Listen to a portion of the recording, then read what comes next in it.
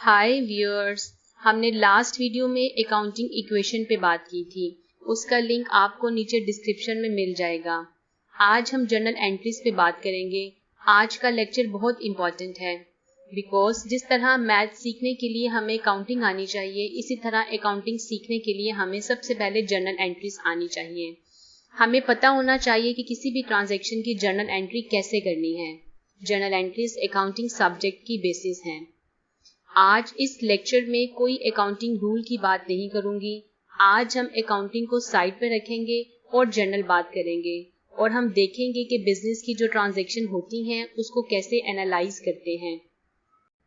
हम अपनी daily routine में कुछ एक्शंस परफॉर्म करते हैं, जैसे हम कोई चीज़ बाजार से परचेज करते हैं, हम इलेक्ट्रिसिटी बिल पे करते हैं, हमने किसी से लोन लिया होता है या लोन दिया होता है, उसकी सेटलमेंट करते हैं। अगर हम अपनी डेली एक्टिविटीज़ को देखें तो इसमें जब हम कोई चीज़ लेते हैं तो कुछ देते भी हैं। जैसे अगर हम किसी शॉप से क्लॉथ्स परचेज करते हैं तो उसको मनी पे करते हैं। अगर हम इलेक्ट्रिसिटी बिल पे करते हैं तो हम इलेक्ट्रिसिटी यानी सर्विसेज पहले से ले चुके होते हैं और अब उसका बिल पे करते हैं। हमारे घर में जो मेड आती है वो अपनी सर्विसेज प्रोवाइड करती है और उस सर्विसेज के रिटर्न में हम उसको मनी पे करते हैं। मतलब हम कोई भी चीज़ फ्री में नहीं लेते, हम कुछ लेते हैं तो उसके बदले में कुछ देते भी हैं। यही रूल बिजनेस में भी अप्लाई होता है। बिजनेस में भी हम कुछ लेते हैं और कुछ देते हैं। It means get and give policy चलती है और बिजनेस में इसी गेट एंड गिव एक्शन को हम ट्रांजैक्शंस कहते हैं। बिजनेस का मतलब है गेट एंड गिव। या तो हम कोई चीज़ लेंगे या कोई सर्विसेज लेंगे और उसके बदले हम मनी देंगे। अगर बिजनेस ने कोई मशीनरी परचेज की है तो इसमें बिजनेस ने क्या गेट किया? मशीनरी। और हमने क्या दिया? कैश। अगर मैं शॉप से पेन परचेज करती हूँ तो मैं उसको पेन के बदले में कैश पेमेंट करूँगी। तो मैंने यहाँ पेन गेट किया है, मीन्स यहाँ मैंने पेन लिया है और कैश दिया है। मैंने एक कंप्यूटर परचेज किया तो मैं उसके बदले में कैश पेमेंट करूंगी, तो यहाँ मैंने कंप्यूटर लिया और कैश दिया। यहाँ पर जितने भी टास्क हैं इन सब में कैश दे रही हूँ और चीज़ें ले रही हूँ। इसका उल्टा भी हो सकता है, मतलब मैं कोई चीज़ दे भी सकती हूँ और उसके बदले में कैश ले भी सकती हूँ। सपोज मेरे पास एक कार है, मैं वो कार सेल करती हूँ तो मुझे उसके बदले में कैश मिलेगा। मतलब मैं यहाँ कार सेल की और मैंने यहाँ कैश लिया है और कार दी है। मतलब अगर मैंने कुछ लेना है तो उसके बदले कुछ देना भी पड़ेगा। अगर मुझे यहाँ कैश मिल रहा है तो उसके बदले में मुझे अपनी कार देनी पड़ेगी। मैं चीज़ों के अलावा सर्विसेज भी ले सकती हूँ और उसके बदले में कैश दूंगी। सपोज मैं इलेक्ट्रिसिटी बिल पे करती हूँ। अब मैंने इलेक्ट्रिसिटी ऑलरेडी यूज कर ली है, मतलब मैंने सर्विसेज ऑलरेडी ले ली हैं। अब बस मैं उसकी पेमेंट कर रही हूँ, तो यहाँ मैंने सर्विसेज ली हैं और कैश मैंने दिया है। मैं घर में मेड रखती हूँ, वो मेरे घर के काम करती है और मैं उसको कैश देती हूँ। यहाँ मैंने सर्विसेज ली हैं और कैश दिया है। आप देख रहे हैं कि मैंने हर ट्रांजैक्शन में कुछ लिया है और कुछ दिया है। जैसे मैंने मशीनरी ली है 60,000 की तो मैंने 60,000 कैश पे किया है। मैंने अगर पेन लिया है जिसकी वैल्यू 100 रुपीज़ है तो मैंने उसका 100 रुपीज़ पे किए हैं। मैंने अगर 1 लाख का कंप्यूटर लिया है तो 1 लाख पे किया है। मैंने अगर 8 लाख की कार सेल की है तो यहाँ मैंने कैश लिया है तो कार दी भी है। मैंने अगर 5,000 का इलेक्ट्रिसिटी बिल पे किया है तो मैंने इलेक्ट्रिसिटी यूज़ भी की है। और अगर मैंने मेड को 6,000 पे किए हैं तो उसकी सर्विसेज भी ली हैं। यहाँ हर कोई चीज़ टू फोल्ड डील है, मतलब दो चीज़ों की ज़रूरत पड़ती है। एक चीज़ दी जाती है और एक चीज़ ली जाती है। अब बात करते हैं कि डेबिट और क्रेडिट होता क्या है। बिजनेस में जब भी चीज़ हम गेट करते हैं उसको हम डेबिट करेंगे और कोई भी चीज़ जो हम गिफ्ट करते हैं उसको हम क्रेडिट करेंगे। मतलब हम जो भी चीज़ लेंगे उसको डेबिट करेंगे और जो भी चीज़ हम देंगे उसको हम क्रेडिट करेंगे। सिंपल सा रूल है, इस कॉन्सेप्ट को क्लियर कर लें, इससे और सिंपल कुछ नहीं हो सकता। दुनिया की कोई भी ट्रांजैक्शन इस कॉन्सेप्ट के थ्रू पोस्ट की जा सकती है। अब अगर इन ट्रांजैक्शंस को अकाउंटिंग की लैंग्वेज में देखें तो हम बोलेंगे कि यहाँ मशीनरी अकाउंट डेबिट होगा 60,000 से और कैश अकाउंट क्रेडिट होगा 60,000 से। अब अगर हम देखें कि हमने पेन परचेज किया तो उसकी क्या एंट्री होगी, तो हम कहेंगे कि पेन अकाउंट डेबिट और कैश अकाउंट क्रेडिट 100 रुपीज से। अगर कोई पूछे कि कंप्यूटर जो हमने परचेज किया उसकी क्या एंट्री होगी, तो हम कहेंगे computer account debit and cash account credit 1 lakh से। कार सेल की क्या एंट्री होगी, तो हम लिखेंगे cash account debit and car account credit rupees 8 lakh से, बिकॉज यहाँ कैश आया है और कार गई है। अगर हमने इलेक्ट्रिसिटी की एंट्री करनी है तो हम क्या करेंगे, हम इलेक्ट्रिसिटी अकाउंट को डेबिट करेंगे और कैश अकाउंट को क्रेडिट करेंगे 5,000 से।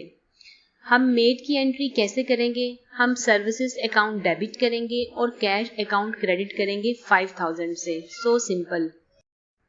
आपने बस आइडेंटिफाई करना है कि क्या मिला और क्या गया। कोई रूल नहीं है, सिंपल कॉमन सेंस है। जो मिला उसको डेबिट करें और जो दिया उसको क्रेडिट करें। अब हम इसमें थोड़ी सी एक्सटेंशन करते हैं। समटाइम्स रियल लाइफ में जब हम कोई चीज़ लेते हैं तो उसको बदले में हम कोई चीज़ उसी वक्त नहीं देते, हम थोड़ा डिले कर देते हैं।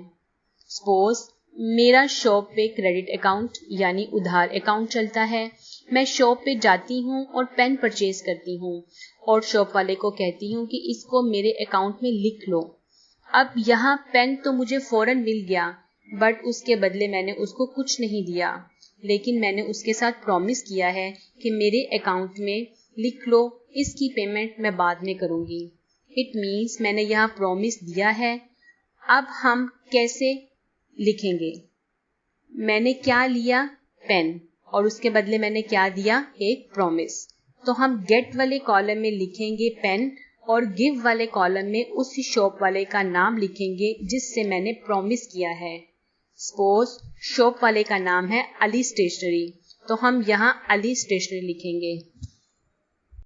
अब इसकी अकाउंटिंग एंट्री क्या होगी, यहाँ हम पेन को डेबिट करेंगे और जिससे प्रॉमिस किया उसको क्रेडिट करेंगे, मतलब अली स्टेशनरी को क्रेडिट करेंगे 100 रुपीज से।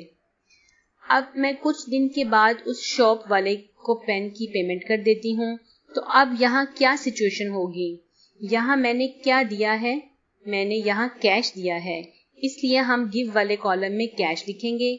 और अब मेरा प्रॉमिस कंप्लीट हो गया है तो मैं यहाँ प्रॉमिस को रिजर्व करूंगी, मतलब मैं गेट कॉलम में अली स्टेशनरी लिखूंगी। अगर इसकी अकाउंटिंग एंट्री देखी जाए तो उसमें हम अली स्टेशनरी को डेबिट करेंगे और कैश अकाउंट को क्रेडिट करेंगे। अब हम एक और केस देखते हैं। सपोज मैंने अपनी कार अपनी एक फ्रेंड को सेल की है, बट मेरी फ्रेंड कहती है कि मैं पेमेंट आफ्टर 1 मंथ के बाद करूंगी। अब मैंने कार दी है तो गिव कॉलम में कार्ड लिखूंगी और उसके बदले में मुझे कैश नहीं मिल रहा, बल्कि मुझे प्रॉमिस किया मेरी फ्रेंड ने कि वो मुझे पेमेंट आफ्टर 1 मंथ करेगी, तो मैंने गेट वाले कॉलम में अपनी फ्रेंड का नाम लिखा। सपोज उसका नाम है XYZ। अब इसकी अकाउंटिंग एंट्री क्या होगी, हम यहाँ XYZ को डेबिट करेंगे बिकॉज उसने प्रॉमिस किया कि पेमेंट आफ्टर 1 मंथ होगी, और हम यहाँ कार को क्रेडिट करेंगे। अब मेरी फ्रेंड मुझे आफ्टर 1 मंथ पेमेंट करती है, तो मैं अब मुझे क्या मिला, कैश, तो मैं गेट कॉलम में कैश लिखूंगी और यहाँ प्रॉमिस कंप्लीट हो गया है, तो अब हम प्रॉमिस को रिजर्व करेंगे।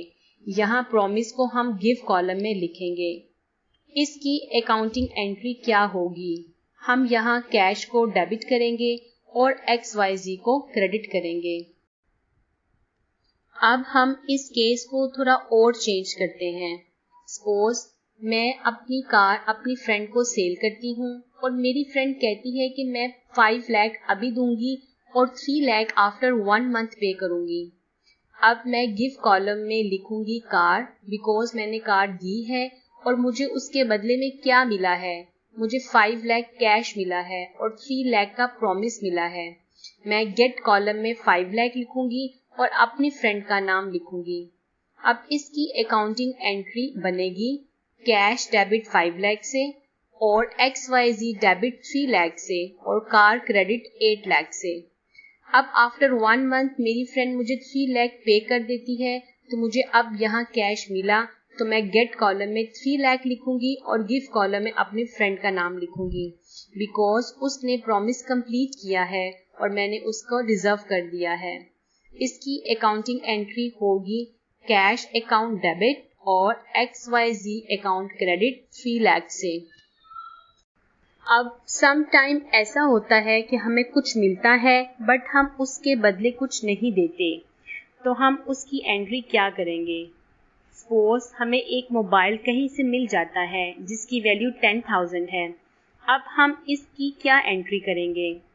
हमें मोबाइल मिला है तो हम गेट में मोबाइल लिखेंगे और इसके बदले में हमें कुछ नहीं दिया, तो यहाँ गिव कॉलम में हम प्रॉफिट लिखेंगे और इसकी अकाउंटिंग एंट्री बनेगी mobile account debit and profit account credit. Suppose अगर फैक्ट्री में आग लग जाती है और मशीनरी जल जाती है जिसकी वैल्यू 1 लाख है। अब यहाँ हम क्या एंट्री करेंगे। यहाँ हम गिव कॉलम में मशीनरी लिखेंगे बिकॉज मशीनरी जल गई है और बिजनेस से आउट हो गई है। और हम अब गेट कॉलम में क्या लिखेंगे। हम यहाँ लॉस लिखेंगे बिकॉज यहाँ हमें मिला कुछ नहीं बल्कि लॉस हुआ है। अब एक और सीन है, मैं अपनी कार एक पर्सन को सेल करती हूँ और वो पेमेंट आफ्टर 1 मंथ पे करेगा। मैं यहाँ गेट कॉलम में उसका नाम लिखूंगी, सपोज ABC लिखूंगी और गिव कॉलम में कार लिखूंगी और यहाँ एंट्री होगी ABC account debit and car account credit 8 lakh से। अब ऐसा होता है कि आफ्टर 1 मंथ मुझे पता चलता है कि ABC कंट्री ही छोड़कर चला गया है और मुझे अब पैसे नहीं मिलने। अब मैं क्या एंट्री करूंगी। मैं यहाँ गेट कॉलम में लिखूंगी लॉस बिकॉज मुझे कैश की जगह लॉस मिला है और गिव कॉलम में ABC लिखूंगी बिकॉज मेरी कार चली गई है। अब यहाँ एंट्री बनेगी loss account debit and ABC account credit. I think आपको सिंपल सा कॉन्सेप्ट क्लियर हो गया होगा। आई थिंक आपको ये वीडियो पसंद आ गई होगी। अगर ऐसा है तो उसको लाइक कीजिएगा और शेयर कीजिएगा और अगर कोई सजेशन है तो लाजमी शेयर कीजिएगा। Thank you.